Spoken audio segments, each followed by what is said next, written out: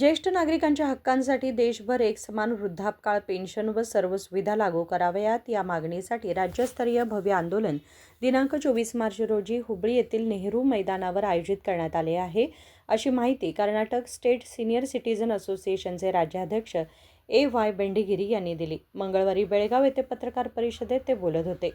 देशातील सुमारे 20 कोटी आणि राज्यातील 80 लाख ज्येष्ठ नागरिकांना राष्ट्रीय संपत्ती म्हणून घोषित करावे असे त्यांनी सांगितले। ನಮಸ್ಕಾರಗಳು। ಇವತ್ತಿನ ಈ ಪತ್ರಿಕಾಗೋಷ್ಠಿಯ ಮುಖಾಂತರ ಪ್ರಪ್ರಥಮವಾಗಿ ಜಿಲ್ಲಾ ಆಡಳಿತ ಹಾಗೂ ನಮ್ಮ ಜಿಲ್ಲಾಧಿಕಾರಿಗಳಿಗೆ ನಾನು ಅಭಿನಂದನೆಯನ್ನು ಸಲ್ಲಿಸ್ತಾ ಇದ್ದೀನಿ। ಇಲ್ಲಿವರೆಗೆ ಹಿರಿಯ ನಾಗರಿಕರ ಪ್ರತಿಯೊಂದು ಕುಂದುಕೊರತೆಗಳಿಗೆ ಸ್ಪಂದಿಸಿ ಅದಕ್ಕೆ ತಕ್ಕ ಹಾಗೆ ಹಿರಿಯರನ್ನ ಕಾನೂನಾತ್ಮಕವಾಗಿ ರಕ್ಷಣೆ ನೀಡುವಂಥದ್ದು, ಸಲಹೆ ಸೂಚನೆಯನ್ನು ನೀಡುವಂಥದ್ದು ಮಾನ್ಯ ಜಿಲ್ಲಾಧಿಕಾರಿಗಳೇ ಮಾಡಿದ್ದಾರೆ। ಅವರಿಗೆ ನಮ್ಮ ಸಂಘದ ವತಿಯಿಂದ ಹೃತ್ಪೂರ್ವಕ ಧನ್ಯವಾದಗಳನ್ನು ಸಲ್ಲಿಸ್ತೀನಿ।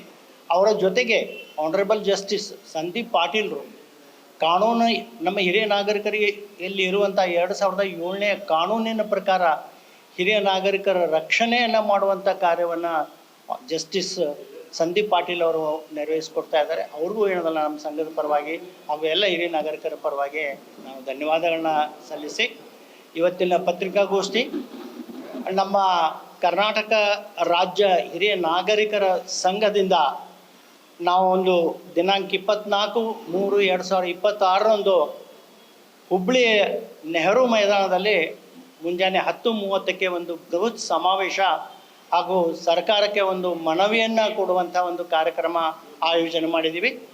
ಈ ಕಾರ್ಯಕ್ರಮದಲ್ಲಿ ಹುಬ್ಬಳ್ಳಿ ಹಾಗೂ ಬೆಂಗಳೂರಿನ ಎಲ್ಲ ಸಂಘ ಸಂಸ್ಥೆಗಳು ಸಹಯೋಗ ಮಾಡ್ತಾ ಇದ್ದೇವೆ ಅನ್ನೋದಕ್ಕೆ ನಮಗೆ ಭಾಳ ಸಂತೋಷ ಅನಿಸ್ತದೆ।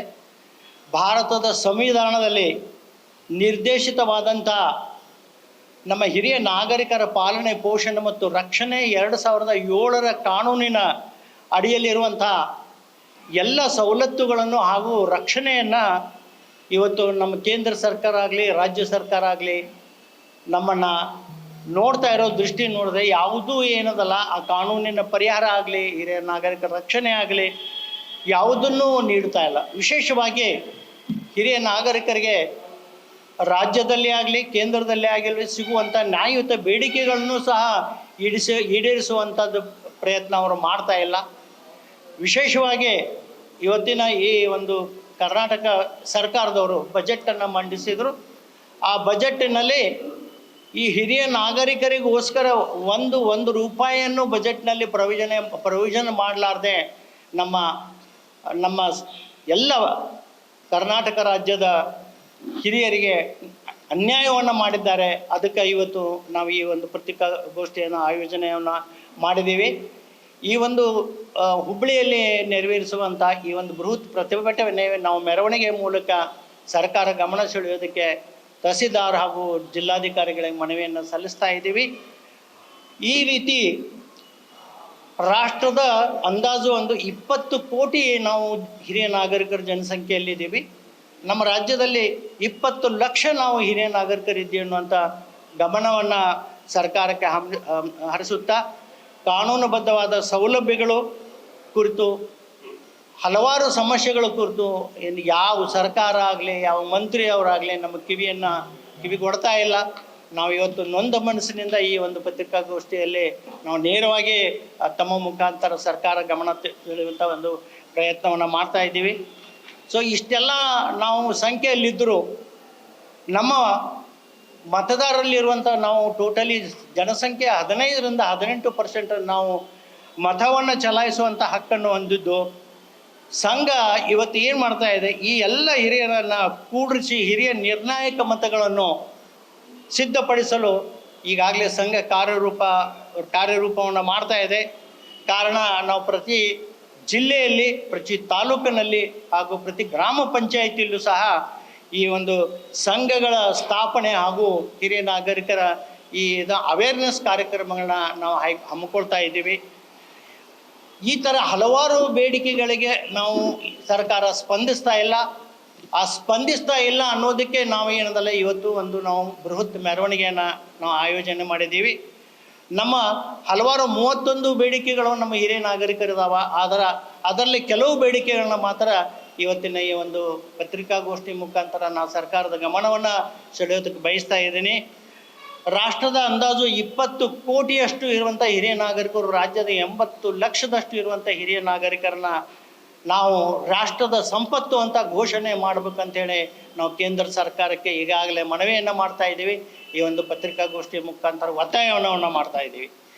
ಸಂವಿಧಾನಬದ್ಧ ಕಾನೂನುಬದ್ಧ ಹಿರಿಯ ನಾಗರಿಕರ ಹಕ್ಕುಗಳಿಗಾಗಿ ದೇಶವ್ಯಾಪ್ತಿ ಏಕರೂಪ ವೃದ್ಧಾಪ್ಯ ವೇತನ ಹಾಗೂ ಏಕರೂಪ ಸೌಲಭ್ಯಗಳನ್ನು ನೀಡಬೇಕಂತೇಳಿ ನಾವೇನದಲ್ಲ ರಾಜ್ಯದಲ್ಲಿರುವಂಥವ್ರಿಗೂ ಸರ್ಕಾರಕ್ಕೆ ವಿಷಯ ತಿಳಿಸೋದಕ್ಕೆ ಬಯಸ್ತಾ ಇದ್ದೀವಿ. ಹಾಗೂ ಕೇಂದ್ರ ಸರ್ಕಾರಕ್ಕೆ ಈಗಾಗಲೇ ನಾವು ಹೋರಾಟದ ಮೂಲಕ ನಾವು ಮನವಿಯನ್ನು ಸಲ್ಲಿಸಿದ್ದೀವಿ. ಜೊತೆಗೆ ಕೇಂದ್ರ ಹಾಗೂ ರಾಜ್ಯದಲ್ಲಿ ಹಿರಿಯ ನಾಗರಿಕರ ಪ್ರತ್ಯೇಕ ಸಚಿವಾಲಯ ಇಲ್ಲ. ಯಾವ ರಾಜ್ಯದಲ್ಲಿಯೂ ಇವತ್ತೇನದಲ್ಲ ನಮ್ಮ ಹಿರಿಯರಿಗೆ ಒಂದು ಪ್ರತ್ಯೇಕ ಸಚಿವಾಲಯ ಇಲ್ಲ. ನಾವು ಪ್ರತ್ಯೇಕ ಸಚಿವಾಲಯವನ್ನು ನೀಡಬೇಕು, ಅದಕ್ಕೆ ಪ್ರತ್ಯೇಕ ಮಂತ್ರಿಯನ್ನು ನಿಯೋಜನೆ ಮಾಡಿ ಹಿರಿಯರಿಗೆ ನ್ಯಾಯ ಒದಗಿಸಿ ಅನ್ನುವಂಥದ್ದನ್ನು ಒಂದು ಬೇಡಿಕೆಯನ್ನು ಇಟ್ಟಿದ್ದೀವಿ. ರಾಜ್ಯದಲ್ಲಿ ಎಲ್ಲ BPL ಕುಟುಂಬದ ಏನು ಹಿರಿಯರಿದ್ದಾರೆ ಅವರಿಗೆ ನ್ಯಾಯಯುತವಾದಂಥದ್ದು ಏನದಲ್ಲ ಸೌಲಭ್ಯಗಳು ಸರ್ಕಾರದಿಂದ ಸಿಗ್ತಾ ಇಲ್ಲ. ಅದಕ್ಕೆ ಅವರಿಗೆ ನ್ಯಾಯಸಮ್ಮತವಾಗಿ BPL ಕುಟುಂಬದವರಿಗೆ ಪ್ರತಿ ತಿಂಗಳು 5,000 ಪಿಂಚಣಿಯನ್ನು ನಮ್ಮ ರಾಜ್ಯ ಸರ್ಕಾರ ಅದ್ರ ಜೊತೆಯಾಗಿ 5,000 ಇನ್ನೂ ಸೇರಿಸಿಬಿಟ್ಟು ಕೇಂದ್ರದಿಂದ ಒಂದು 5,000 ಒಟ್ಟು ಟೋಟಲಿ ಈ BPL ಕುಟುಂಬದ ಹಿರಿಯ ನಾಗರಿಕರಿಗೆ 10,000 ರೂಪಾಯಿಗಳ ಒಂದು ತಿಂಗಳ ಪೆನ್ಷನ್ನವನ್ನು ನೀಡಬೇಕನ್ನುವಂಥದ್ದು ಒಂದು ನಮ್ಮದು ಬೇಡಿಕೆಯಲ್ಲಿ ಮಹತ್ತರವಾದಂಥ ಬೇಡಿಕೆ ಇದೆ. ಆಮೇಲೆ ಕೆಲವು ಮಹಿಳಾ ಹಿರಿಯ ನಾಗರಿಕರಿಗೆ ನೀಡುತ್ತಿರುವ ಉಚಿತ ಬಸ್ ಪ್ರಯಾಣ, ಕರ್ನಾಟಕ ಗೌರ್ಮೆಂಟ್ನಲ್ಲಿ ಮಹಿಳೆಯರಿಗೆ ಉಚಿತ ಬಸ್ ಪ್ರಯಾಣ ನೀಡ್ತಾ ಇದ್ದಾರೆ. ಜೊತೆ ನಮ್ಮ ಹಿರಿಯ ನಾಗರಿಕರಿಗೂ ನೀವು ಆ ಉಚಿತವಾದಂಥ ಬಸ್ಸನ್ನು ಸೌಲಭ್ಯ ಕೊಡ್ರಿ ಅನ್ನುವಂಥದ್ದನ್ನು ನಾವು ಸರ್ಕಾರಕ್ಕೆ ಗಮನ ತಂದಿದ್ವಿ. ಜೊತೆಗೆ ಕೇಂದ್ರ ಸರ್ಕಾರ ಈಗಾಗಲೇ ಹಿಡಿದಿರುವ ನಮ್ಮ ರೈಲ್ವೆ ಕನ್ಸೆಷನ್, ರೈಲ್ವೆ ರಿಯಾಯಿತಿಯನ್ನು ತಾವು ಮುಂದುವರಿಸಬೇಕು ಅನ್ನುವಂಥದ್ದು ಕೇಂದ್ರ ಸರ್ಕಾರಕ್ಕೆ ನಾವು ನಿರಂತರವಾಗಿ ಬೇಡಿಕೆ ಇಟ್ಟು ಅದಕ್ಕೆ ಹೋರಾಟವನ್ನು ನಾವು ಮಾಡ್ತಾ ಇದ್ದೀವಿ. ಜೊತೆಗೆ ಬೇರೆ ಎಲ್ಲ ಒಂದು ಪ್ರೈವೇಟ್ ಇಂಡಸ್ಟ್ರಿನಲ್ಲಿ ನಮಗೆ ಪ್ರೊವಿಡೆಂಟ್ ಫಂಡ್ ಕೊಡ್ತಾರೆ, ಹಾಗೂ ನಿವೃತ್ತಿ ಖಾಸಗಿ ನೌಕರರಿಗೆ ಒಂದು ಪೆನ್ಷನ್ ರೂಪದಲ್ಲಿ ಕೊಡ್ತಾ ಇದ್ದಾರೆ. ಅಂಥವ್ರಿಗೆ ಕೇಂದ್ರ ಸರ್ಕಾರ ಈ ಒಂದು ಪ್ರೊವಿಡೆಂಟ್ ಫಂಡ್ ಹಾಗೂ ಮಿನಿಮಮ್ ಪಿಂಚಣಿ ಆಯೋಜನವನ್ನು ಅವ್ರ ಕಾರ್ಯರೂಪಕ್ಕೆ ತರಬೇಕು ಅನ್ನುವಂಥದ್ದು ಸಹ ನಮ್ಮ ಬೇಡಿಕೆ ಆಗಿದೆ. ಜೊತೆಗೆ ಇನ್ನೂ ಒಂದು ಮಹತ್ವವಾದಂಥದ್ದೇ, ಈಗ ನಮ್ಮ ರಾಜ್ಯದಲ್ಲಿ ಸರ್ಕಾರದಿಂದ ನಿವೃತ್ತಿ ಹೊಂದಿರುವಂಥ 7ನೇ ವೇತನ ಆಯೋಗದಲ್ಲಿ 2ನೇ ಹಂತದಲ್ಲಿ ಬಹಳಷ್ಟು ನಮಗೆ ಅನ್ಯಾಯ ಆಗಿದೆ. ಈ 2022ರಿಂದ 24ರವರೆಗೆ ಆದಂಥ ಏನು ನಿವೃತ್ತರಿದ್ದಾರೆ ಅವರಿಗೆ ಅವರು ಕಮ್ಯುಟೇಷನ್ ಹಣ ಹಾಗೂ ಹಣಕಾಸಿನ ಸೌಲಭ್ಯದಿಂದ ವಂಚಿತರಾಗಿದ್ದಾರೆ. ಅಂಥವ್ರಿಗೆ ಅವರೆಲ್ಲ ರಿಟೈರ್ಡ್ ಆಗಿದ್ದಾರೆ, ಅವರಿಗೆಲ್ಲ ಹಿರಿಯರು ಇರೋದ್ರಿಂದ ಅವ್ರಿಗೂ ಏನದಲ್ಲ ನ್ಯಾಯ ಒದಗಿಸಿ ಕೊಡಬೇಕು ಅನ್ನುವಂಥ ಈ ಒಂದು ಪತ್ರಿಕಾಗೋಷ್ಠಿ ಮುಖಾಂತರ ನಾನು ಸರ್ಕಾರ ಗಮನ ಸೆಳೆಯುತ್ತಾ ತಮ್ಮೆಲ್ಲರಿಗೂ ಮತ್ತೊಮ್ಮೆ ಪೂರ್ವಕ ವಂದನೆಗಳು. यावेळी MV हिरेमठ, MV मुदकवी, SG सिद्धनाळ, ज्येष्ठ नागरिक कल्याण संघ अध्यक्ष विरुपाक्षय्या निरलगीमठ, सुशीला राजपूत, CB संगोळी, शेखर भोसले, BH विनायक आदी उपस्थित होते. विनोद कोलकार, KMM मराठी, बेळगाव.